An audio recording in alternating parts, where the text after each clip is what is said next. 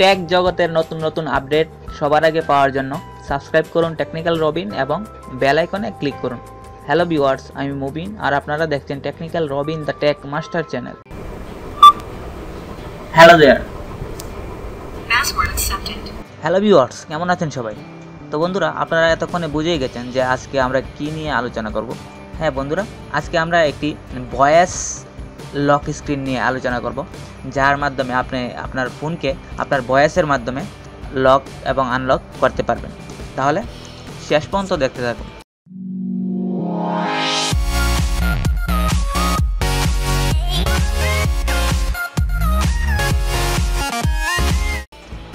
প্রথমে আপনারা আপনাদের অ্যান্ড্রয়েড ফোনের প্লে স্টোরে চলে যান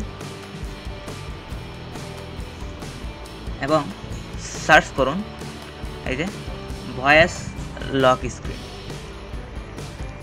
এই যে দেখুন, এই যে এই অ্যাপটি আপনি আপনার অ্যান্ড্রয়েড ফোনে ইনস্টল করে নেবেন। আমি অলরেডি আমার অ্যান্ড্রয়েড ফোনে ইনস্টল করে নিয়েছি। দেখুন, এর রেটিং 3.9 এবং এটি ডাউনলোড হয়েছে 100,000।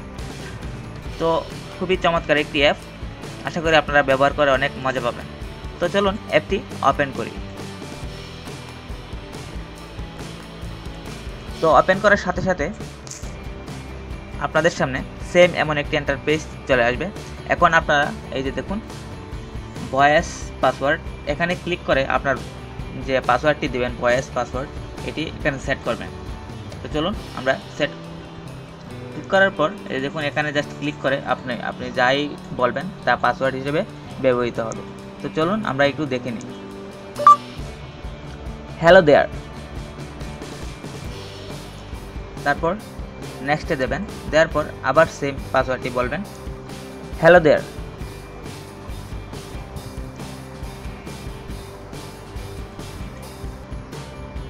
তারপর নেক্সটে ক্লিক করবেন। তো পরবর্তীতে যদি আপনার কোনো সমস্যা হয় তার জন্য আপনি এখানে একটি পিন সেট করে দিতে পারেন। তো চলুন আমরা একটি পিনও সেট করে দিই।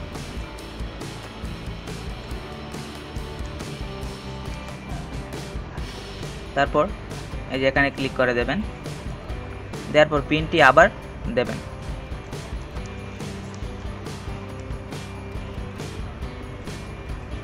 তো হয়ে গেছে।